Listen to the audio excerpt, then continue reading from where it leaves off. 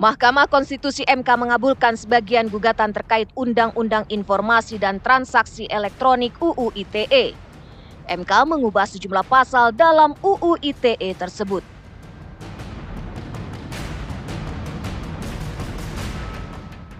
Mahkamah Konstitusi MK memutuskan pasal menyerang kehormatan dalam Undang-Undang ITE tidak berlaku untuk pemerintah, kelompok masyarakat, hingga korporasi.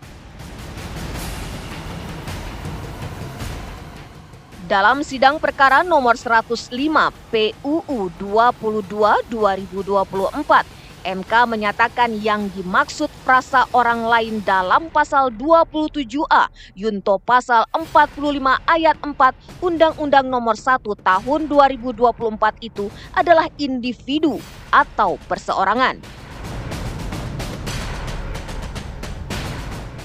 MK menyatakan hanya korban individu yang dapat membuat laporan dugaan pencemaran nama baik sebagaimana diatur dalam Undang-Undang ITE. MK mengabulkan sebagian gugatan sejumlah pasal Undang-Undang ITE. Putusan tersebut dibacakan hari Selasa 29 April 2025.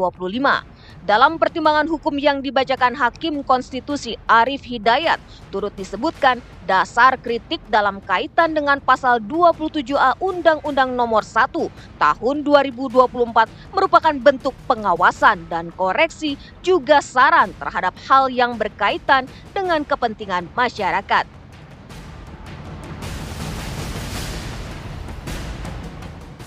Lalu bagaimanakah bila terjadi pencemaran nama baik sebuah institusi, korporasi atau jabatan yang disebabkan oleh berita bohong? Dan harus kemanakah mereka mengadu?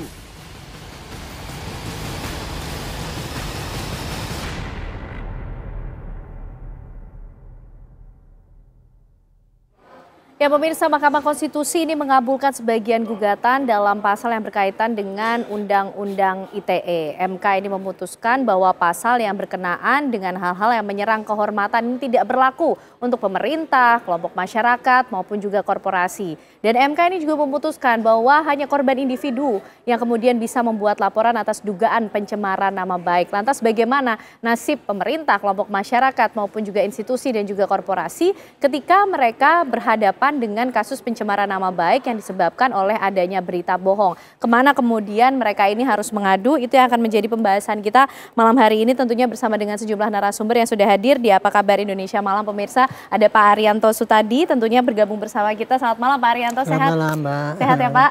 Terima kasih sudah bergabung dan juga bergabung melalui sambungan Zoom. Ada pegiat media sosial dari Drone Emprit, ada Mas Ismail Fahmi. Selamat malam Mas Fahmi. Selamat malam, Mbak Ketana. Dan juga bergabung bersama kita tentunya ada Mas Heri Firmansyah, pengamat hukum pidana. Mas Heri, apa kabar?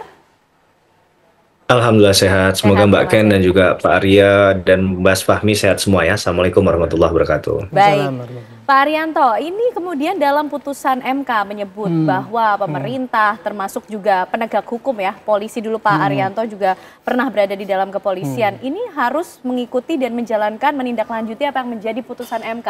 Tapi Pak Arianto melihat putusan MK ini seperti apa? Iya, prinsipnya kalau putusan MK karena mengikat binding dan kemudian tidak bisa dibantah ya. Untuk putusan ini saya lihat ya, bagi saya sebagai penegak hukum itu melegakan ya. Karena di satu sisi itu juga bisa memberikan koreksi kepada pasal-pasal yang sering dipakai kriminalisasi, istilahnya kan seperti itu ya. Ada gitu potensi kriminalisasi. Ya, potensi kriminalisasi. Padahal kalau itu MK dalam hal ini kan keputusannya menurut saya secara sangat rasional, yaitu mengenai misalkan penghinaan tadi ya, penghinaan kalau kepada institusi itu ya mestinya nggak bisa masuk ke dalam itu, tetapi kalau pada pribadi, individu itu bisa berlaku kan gitu kan. Karena kalau penghinaan kepada institusi ataupun korporasi ya, kadang-kadang misalkan kita komplain nih, dilayani di rumah sakit dengan kayak ini, kita masukkan ke itu, langsung dikomplain sebagai itu penghinaan. Itu kan nggak fair kan, jadi kan itu menyampaikan kenyataan, kritik, tapi dianggap kita ujaran kebencian, menyerang kehormatan. Itu kan yang terjadi dulu di mana, di rumah sakit mana itu yang ada sejumlah kasus tentunya. Jadi intinya rakyat kecil tidak punya kesempatan untuk memberikan kritik dengan digunakannya undang-undang itu. itu untuk yang pencemaran nama. Sama juga dengan institusi itu. Nah, kalau untuk pencemaran nama ini juga peringatan pada masyarakat, ya. Kalau kita memberikan kritik itu harus dengan cara yang baik. Jadi di satu sisi masyarakat juga dengan adanya penetapan MK yang seperti ini, jangan kemudian wah kita bebas ngomong seenak sendiri. Saya kan kritik kebebasan berpendapat, tapi isinya menghujat orang dengan kata-kata kasar. Nah, itu masih saya kira itu harus tetap menjadi ranah daripada undang-undang yang bisa diterapkan kalau memang caranya itu tidak damai dan kemudian gitu.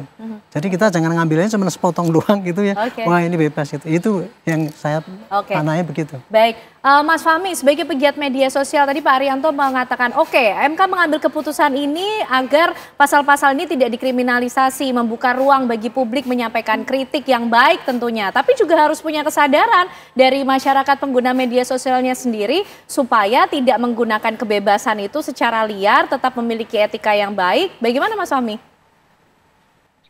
Jadi benar, sebetulnya kalau kita lihat ya dari data Drone Emprit terkait dengan keputusan MK ini diterima sebagai sebuah kemenangan ya, sangat positif. Ini pertama kali itu kita lihat sangat positif sehingga karena mereka melihat itu banyak berbagai kasus sebelumnya.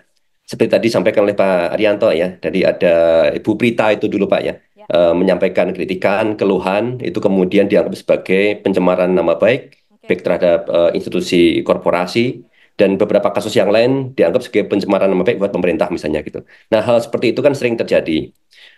Dan ini yang saya kira yang perlu dilakukan berikutnya adalah supaya masyarakat ada batas. Ya kan?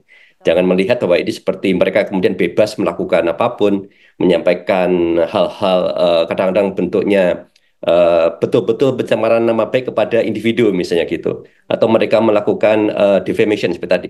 Dan ini harus ada batasnya. Batas yang seperti ini kan kadang harus diedukasi. Dan saya lihat tuh dari data percakapan, ini yang menarik adalah media. Percakapan tentang isu ini ya, MK kemudian mengabulkan sebagian gugatan tadi, itu oleh media-media besar, itu banyak dipublikasikan, di-share, dan publik banyak mendukung. Jadi narasi dari media ini sangat penting untuk menyampaikan berita baik tadi, sekaligus untuk edukasi. Jadi ketika ada batasan-batasan tadi yang diharapkan ya supaya masyarakat juga hati-hati, itu harus disampaikan juga oleh media karena saya lihat media itu termasuk mereka ya di akun-akun media sosial mendapatkan pengaruh yang sangat besar ya, menjadi pengaruh yang sangat besar. Saya kira kenapa ini sangat penting? Karena ada juga di dalam percakapan netizen itu ada kesalahpahaman ya. Pertama kesalahpahamannya misalnya dibilang bahwa UU ITE-nya dihapus. Ini kan fatal ya, tapi nggak banyak, tapi ada yang memandang seperti itu. Kemudian yang kedua salah paham seperti tadi, mereka kemudian merasa bebas untuk melakukan kritikan dan mungkin di sini terlalu bebas. Nah, batasan-batasan ini sangat penting.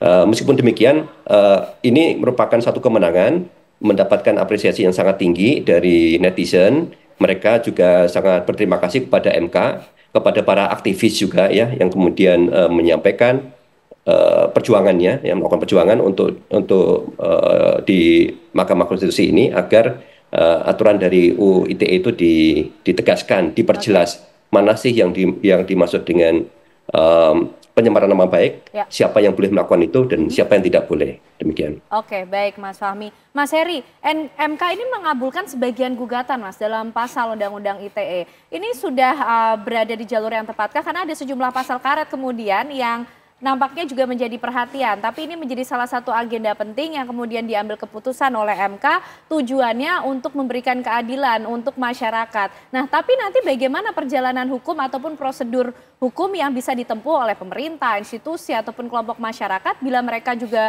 berkenaan dengan kasus-kasus pencemaran nama baik? Ya, sebelumnya tentu kita mengapresiasi apa yang sudah diputuskan oleh Mahkamah Konstitusi ya, bahwa ini adalah angin segar bagi kebebasan berpendapat di negara yang kita cintai bersama, Republik Indonesia tentunya. Dan dalam hal ini tentunya ada pertimbangan-pertimbangan hukum yang dilakukan oleh Yang Mulia Majelis Hakim di Mahkamah Konstitusi terhadap persoalan yang senyatanya ada dalam masyarakat secara dinamika, ada perkembangan teknologi informasi yang begitu deras, itu nggak mungkin bisa dihambat begitu ya. Tapi di sisi lain ada pertanggungjawaban hukum yang harus diperhatikan, yang harus berimbang maka dalam hal ini tentu ada kesetaraan yang perlu didengungkan oleh Mahkamah Konstitusi, bahwa di sisi lain ada kebebasan berpendapat, tapi di sisi yang lain juga ada pertanggungjawaban hukum yang melekat kepada seseorang tadi, sehingga masyarakat juga dalam memberikan kritik sarannya dianggap bisa memegang katakanlah prinsip pertanggungjawaban tadi ya, secara bertanggung jawab tadi. Dalam konteks yang lain sebenarnya kan pasal ini berkaitan dengan nama baik seseorang. Nama baik itu kan melekat langsung kepada pribadi. Maka tentunya logikanya tidak mungkin bisa diberikan kepada orang lain untuk katakanlah memperjuangkannya begitu. Maka ini sudah langkah yang tepat untuk memahami bahwa nama baik itu melekat pada individu seseorang, bukan pada institusi. Dan kalau kita kembali kepada kesetaraan tadi, menjadi tidak setara dia dalam kacamata hukum kalau ada pribadi yang mereport sesuatu, menyampaikan kemerdekaannya untuk berpendapat, kemudian dilaporkan oleh institusi.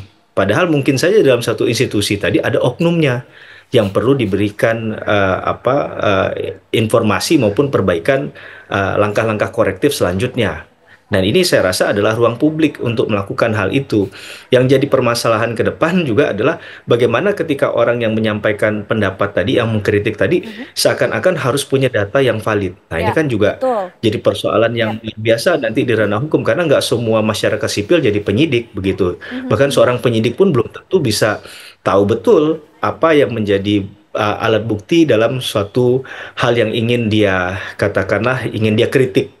Ibaratnya susah banget, kritik aja harus pakai alat bukti dan lain sebagainya. Saya rasa ini juga putusan MK ini perlu ada penegasan kembali begitu ya.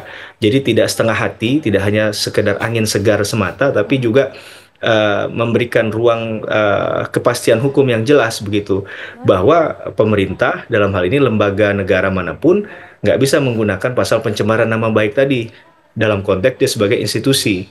Tapi dalam konteks dia sebagai pribadi, dia menanggalkan atributnya sebagai pemerintah misalnya, atau organ negara, ya silahkan saja, karena yang dilindungi adalah, katanya dalam bahasa hukum itu adalah setiap orang. Maka setiap individu punya hak hukum untuk kemudian memperjuangkan nama baiknya tadi ketika dicemarkan, mungkin ketika difitnah gitu. Oke, baik, menarik ini Mas Heri, mungkin juga menjadi bahan pertanyaan kita selanjutnya dalam diskusi ini. Bagaimana kemudian batasan yang harus dibahas berikutnya ketika bicara mengenai substansi kritik tersebut? Tadi disampaikan Mas Heri harus ada alat bukti. Kah kemudian nanti hal-hal atau kasus-kasus yang berkaitan dengan pencemaran nama baik? Bagaimana kemudian bila ada berita bohong yang disampaikan kemudian mencemarkan nama baik dari institusi, korporasi, pemerintah maupun kelompok masyarakat? Langkah hukum apa yang kemudian bisa ditempuh, atau mungkin individu sebagai bagian dari konstitusi itu bisa melakukan langkah hukum seperti apa? Itu yang kita bahas selanjutnya pemirsa di Apa Kabar Indonesia Malam Usai Jeda.